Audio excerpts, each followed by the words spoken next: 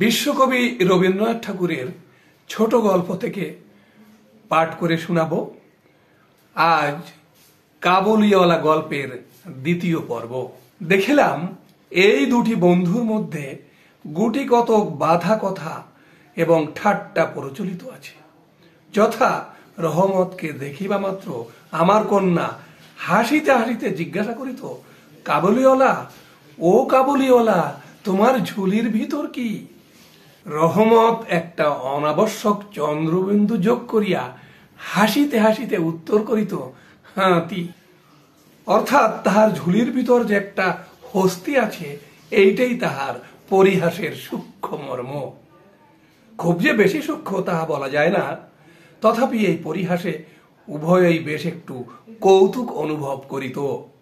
এবং শরৎকালের প্রভাতে একটি বয়স্ক এবং একটি অপ্রাপ্তবয়স্ক শিশুর সরল হাস্য দেখিয়া আমারও বেশ লাগিত। ইহাদের মধ্যে আরো একটা কথা প্রচলিত ছিল। রহমত মিনিকে বলিত, খোকি, তুমি শ্বশুর বাড়ি কখনো যাবে না? বাঙালির ঘরের মেয়ে আজন্মকাল শ্বশুর বাড়ি শব্দটার সহিত পরিচিত, কিন্তু আমরা কিছু একেলে ধরনের লোক হওয়াতে শিশু মেয়েকে শ্বশুর বাড়ি সম্বন্ধে সজ্ঞান করিয়া তোলা হয় নাই। এই জন্য রহমতের অনুরোধটা সে পরিষ্কার বুঝিতে পারিত না। অথচ কথাটার একটা কোনো জবাব না দিয়া চুপ করিয়া থাকা নিতান্ত তাহার স্বভাব বিরুদ্ধ। সে উল্টিয়া জিজ্ঞাসা করিত, তুমি শ্বশুর বাড়ি যাবে? রহমত কাল্পনিক শ্বশুরের প্রতি প্রকাণ্ড মোটা মুষ্টি আস্ফালন করিয়া বলিত, আমি শ্বশুরকে মারবে। শুনিয়া মিনি শ্বশুর নামক কোনো এক অপরিচিত জীবের দুরবস্থা কল্পনা করিয়া অত্যন্ত হাসিত। এখন শুভ্র শরৎকাল। প্রাচীনকালে এই সময়েই রাজারা দিগ্বিজয়ে বাহির হইতেন। আমি কলকাতা ছাড়িয়া কখনো কোথাও যাই নাই, কিন্তু সেই জন্যই আমার মনটা পৃথিবীময় ঘুরিয়া বেড়ায়। আমি যেন আমার ঘরের কোণে চিরপ্রবাসী। বাহিরের পৃথিবীর জন্য আমার সর্বদা মন কেমন করে। একটা বিদেশের নাম শুনিলেই অমনি আমার চিত্ত ছুটিয়া যায়। তেমনি বিদেশি লোক দেখিলেই অমনি নদী পর্বত অরণ্যের মধ্যে একটা কুটিরের দৃশ্য মনে উদয় হয় এবং একটা উল্লাসপূর্ণ স্বাধীন জীবনযাত্রার কথা কল্পনায় জাগিয়া ওঠে। এদিকে আবার আমি এমনই উদ্ভিজ্জ প্রকৃতি যে আমার গৃহের কোণটুকু ছাড়িয়া একবার বাহির হইতে গেলে মাথায় যেন বজ্রাঘাত হয়। এই জন্য সকালবেলায় আমার ছোট ঘরে টেবিলের সামনে বসিয়া এই কাবুলির সঙ্গে গল্প করিয়া আমার অনেকটা ভ্রমণের কাজ হইত। দুই ধারে বন্ধুর দুর্গম দগ্ধ রক্তবর্ণ উচ্চ গিরিশ্রেণী, মধ্যে সংকীর্ণ মরুপথ, বোঝাই করা উষ্ট্রের শ্রেণী চলিয়াছে। পাগড়ি পরা বণিক ও পথিকেরা কেহ বা উটের পরে, কেহ বা পদব্রজে। কাহারো হাতে বর্ষা, কাহারো হাতে সেকেলে চকমকি ঠোকা বন্দুক। কাবুলি মেঘমন্দ্রস্বরে ভাঙা বাংলায় সে দেশের গল্প করিত, আর এই ছবি আমার চোখের সম্মুখ দিয়া চলিয়া যাইত। মিনির মা অত্যন্ত শঙ্কিত স্বভাবের লোক। রাস্তায় একটা শব্দ শুনিলে তাহার মনে হয় পৃথিবীর সমস্ত মাতাল আমাদের বাড়িটাই বিশেষ লক্ষ্য করিয়া ছুটিয়া আসিতেছে।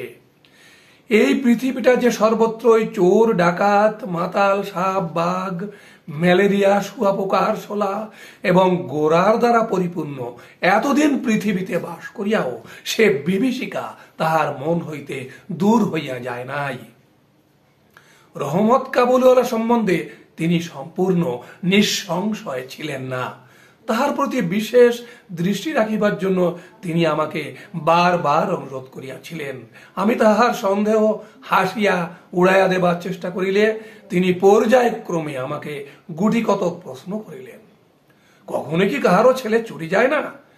কাবুল দেশে কি দাস ব্যবসা প্রচলিত নাই?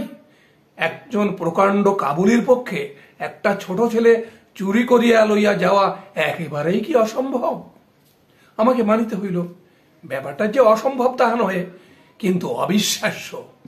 বিশ্বাস করিবার শক্তি সকলের সমান নহে, এই জন্য আমার স্ত্রীর মনে ভয় রহিয়া গেল, কিন্তু তাই বলিয়া বিনা দোষে রহমতকে আমাদের বাড়িতে আসিতে নিষেধ করিতে পারিলাম না। প্রতি বছর মাঘ মাসের মাঝামাঝি রহমত দেশে চলিয়া যায়। এই সময়টা সমস্ত পাওনার টাকা আদায় করিবার জন্য সে বড় ব্যস্ত থাকে। বাড়ি বাড়ি ফিরিতে হয়, কিন্তু তবু একবার মিনিকে দর্শন দিয়া যায়।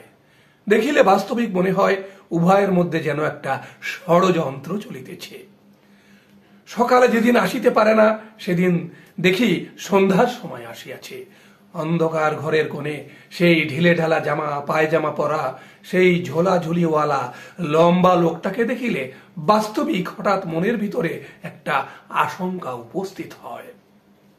কিন্তু যখন দেখি মিনি কাবুলিওয়ালা ও কাবুলিওয়ালা করিয়া হাসিতে হাসিতে ছুটিয়া আসে এবং এই দুই অসমবয়সী বন্ধুর মধ্যে পুরাতন সরল পরিহাস চলিতে থাকে, তখন সমস্ত হৃদয় প্রসন্ন হইয়া ওঠে। একদিন সকালে আমার ছোট ঘরে বসিয়া প্রুফশিট সংশোধন করিতেছি। বিদায় লইবার পূর্বে আজ 2-3 দিন হইতে শীতটা খুব কনকনে হইয়া উঠিয়াছে। চারিদিকে একেবারে হিহিকার পড়িয়া গেছে। জানালা ভেদ করিয়া সকলের রৌদ্রটি টেবিলের নিচে আমার পায়ের উপর আসিয়া পড়িয়াছে। সেই উত্তাপটুকু বেশ মধুর বোধ হইতেছে।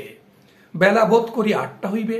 মাথায় গলাবন্ধ জড়ানো উষাচরগণ প্রাতঃভ্রমণ সমাধা করিয়া প্রায় সকলে ঘরে ফিরিয়া আসিয়াছে। এমন সময় রাস্তায় ভারী একটা গোল শোনা গেল। চাহিয়া দেখি আমাদের রহমতকে 2 পাহারাওয়ালা বাঁধিয়া লইয়া আসিতেছে। তাহার পশ্চাতে কৌতূহলী ছেলের দল চলিয়াছে। রহমতের গাত্র বস্ত্রে রক্তচিহ্ন এবং একজন পাহারাওয়ালার হাতে রক্তাক্ত ছোরা। আমি দ্বারের বাহিরে গিয়া পাহারাওয়ালাকে দাঁড় করাইলাম, জিজ্ঞাসা করিলাম ব্যাপারটা কি। কিয়দংশ তাহার কাছে, কিয়দংশ রহমতের কাছে শুনিয়া জানিলাম যে আমাদের প্রতিবেশী একজন লোক রামপুরি চাদরের জন্য রহমতের কাছে কিঞ্চিত ধারিত। মিথ্যাপূর্বক সেই দেনা সে অস্বীকার করে এবং তাহাই লইয়া বচসা করিতে করিতে রহমত তাহাকে এক ছুরি বসাইয়া দিয়াছে। রহমত সেই মিথ্যাবাদীর উদ্দেশ্যে নানারূপ অশ্রাব্য গালি দিতেছে। এমন সময় কাবুলিওয়ালা করিয়া ডাকিতে ডাকিতে মিনি ঘর হইতে বাহির হইয়া আসিল। রহমতের মুখ মুহূর্তের মধ্যে কৌতুক হাস্যে প্রফুল্ল হইয়া উঠিল। তাহার স্কন্ধে আজ ঝুলি ছিল না, সুতরাং ঝুলি সম্বন্ধে তাহাদের অভ্যস্ত আলোচনা হইতে পারিল না। মিনি একেবারেই তাহাকে জিজ্ঞাসা করিল, তুমি শ্বশুর বাড়ি যাবে? রহমত হাসিয়া কহিল, সেখানেই যাচ্ছে। দেখিল উত্তরটা মিনির হাস্যজনক হইল না। তখন হাত দেখাইয়া বলিল, শ্বশুরাকে মারিচাম, কিন্তু কি করিব, হাত বাঁধা। সাংঘাতিক আঘাত করার অপরাধে কয়েক বৎসর রহমতের কারাদণ্ড হইল।